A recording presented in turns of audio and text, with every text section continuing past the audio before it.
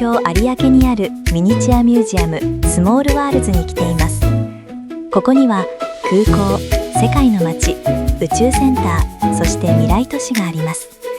この映像は初めて来る人が来る前に見ることでより深く楽しめるように作っています。では現実の世界から小さな世界へ行ってみましょう。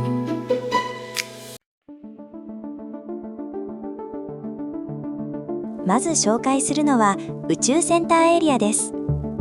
ここは同じ空間の中に2つの時代が同時に存在しています。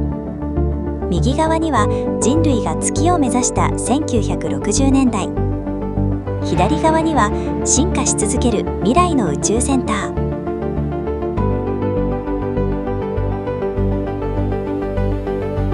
1960年代のエリアでは当時のロケットの打ち上げシーンが再現されています。周りには発射を見守る観衆や懐かしいアメ車も並んでいます。ここはロケットが主役というより当時の社会全体がロケットに熱狂していた時代の再現なんだと思います。ちなみに今回ロケットは工事中でした。残念ですがエリア自体が進化中で更新されているのがわかります。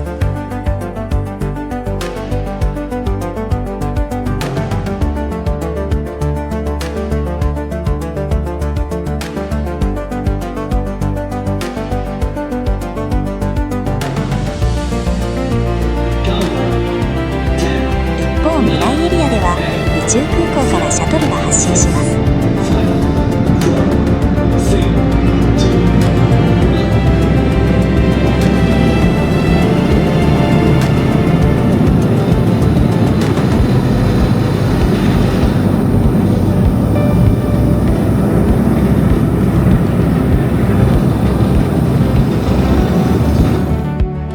火星での居住施設や作業車、人型に変形する未来の車両も見られます。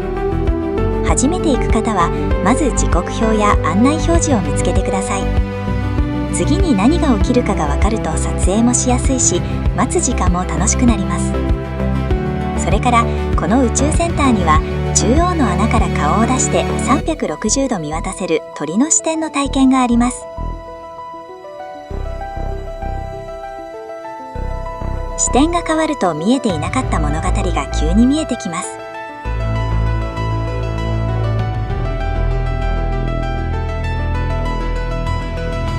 このエリアは人類の挑戦を小さな世界で体験できる場所です。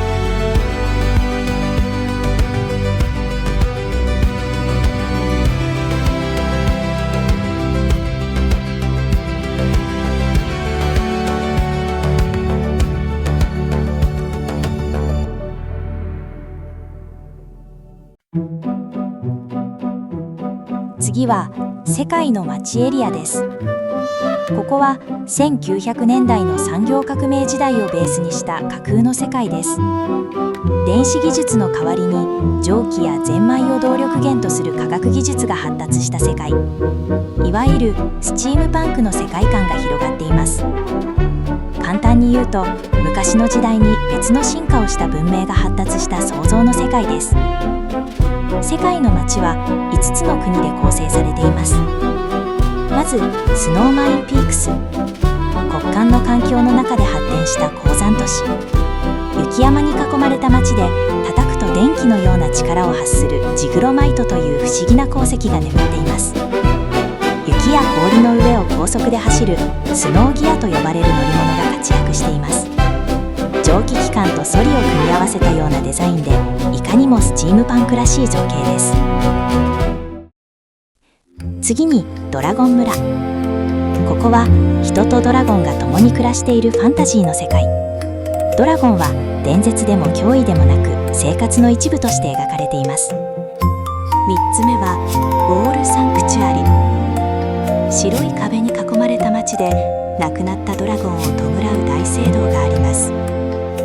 一方で海沿いにはリゾートエリアが広がっています。人々が休暇を楽しみ穏やかな時間を過ごす場所です。信仰と観光、この2つが同時に存在する街です。4つ目は政治と技術の中心である王都。差する高架の上を列車や車両が行き交います。空には貴族たちが乗る飛行船、これもスティームパンクを象徴する存在です。高い場所には権力者や貴族のエリア、下の方には労働者たちの生活空間。都市の構造そのものが社会の階層を表しているのだそうです。最後は天石門。ここはアジア的な雰囲気を持つ多国籍な商業地区。昼と夜で全く違う表情を見せます。昼は市場や商店が並ぶ活気ある街。夜になるとネオンや看板が灯り、一気に怪しげで魅力的な空間になります。スモールワールズでは約15分で1日の時間が進みます。天石門はその昼夜の変化を最も分かりやすく体感できる場所です。この世界の街はどこかにありそうでどこにもない世界。スティームパンクとファンタジーが混ざり合った一つの巨大な物語の舞台。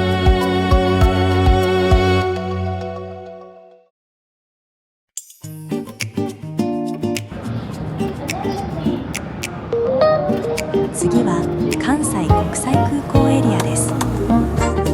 ここでは現代の巨大空港の日常が80分の1のスケールで再現されています。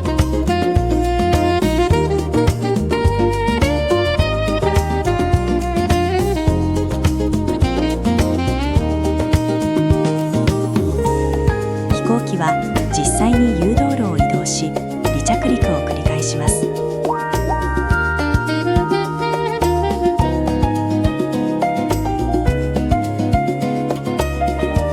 機体ごとに異なるエンジン音も再現されています。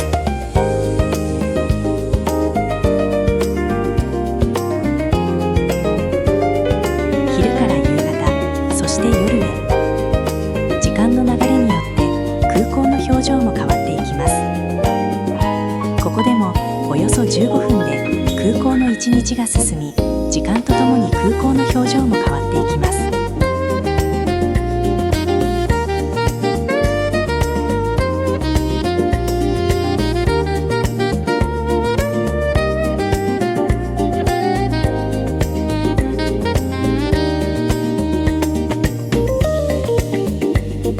ターミナルの中には電光掲示板やロビーの様子もあります。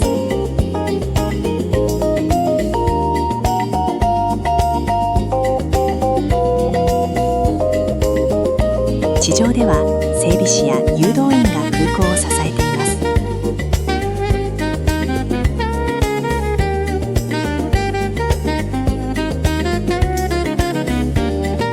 このエリアの近くには空港ラウンジもあります。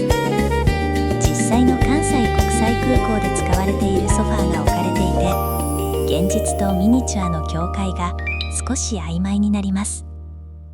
少し歩いたところでここで一度休憩にします。スモールワールズの2階にはレストランスペースがあります。入り口の近くには小さなミニチュアのオブジェも置かれていて、ここでも世界観はちゃんと続いています。廊下を抜けると星空をイメージした綺麗な天井の下に丸テーブルが並んでいます。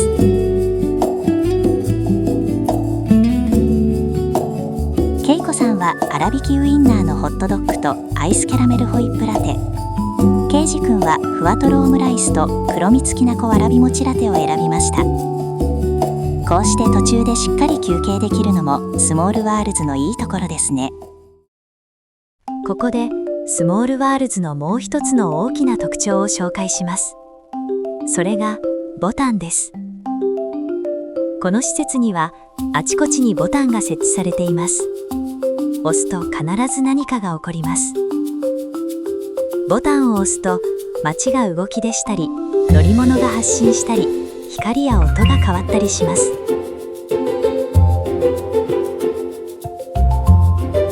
つまり自分の行動が世界を動かすという仕組みなんです。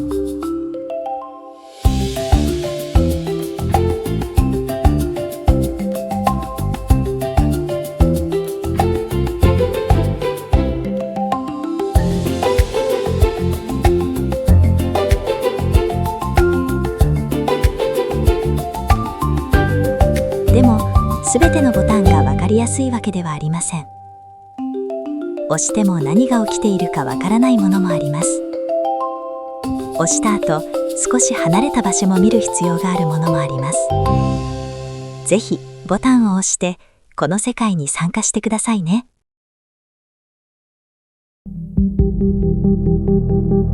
ここからはエヴァンゲリオンの世界です。エヴァンゲリオン新劇場版の世界、第三神道教師が再現されています。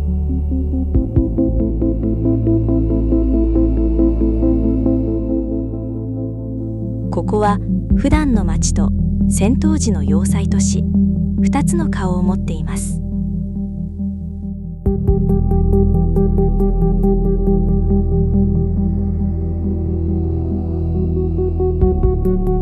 まずは静かな街の状態。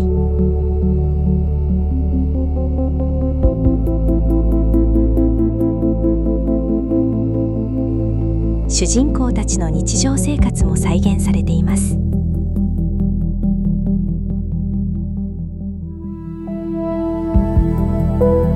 学校、団地、街の中にある店、戦いのない時間の普通の生活がこの街の土台になっています。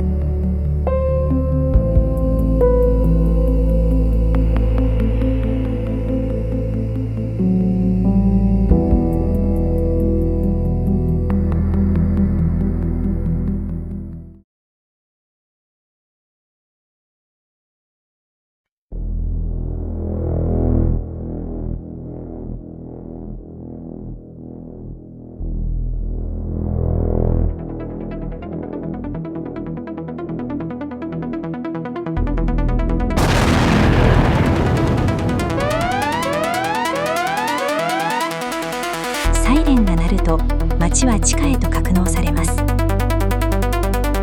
物が沈み、道路が消え、戦うための都市へ変形します。使徒の襲来に備えるための防衛システム。街そのものが巨大な要塞になる瞬間です。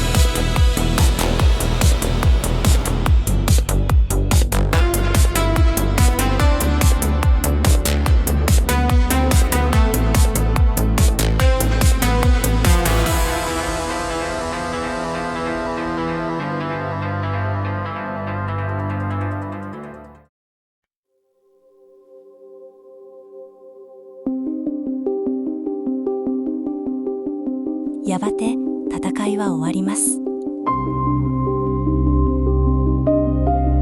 夜明けとともに地下に隠れていた町が再び姿を現します。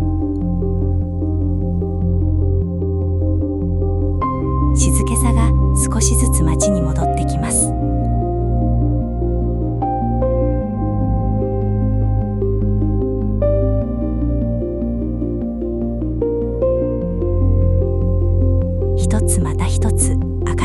り、この街の日常がゆっくりと戻っていきます。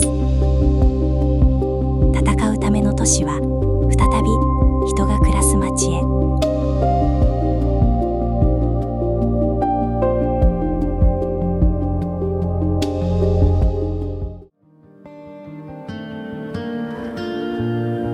こうして小さな世界の旅は終わります。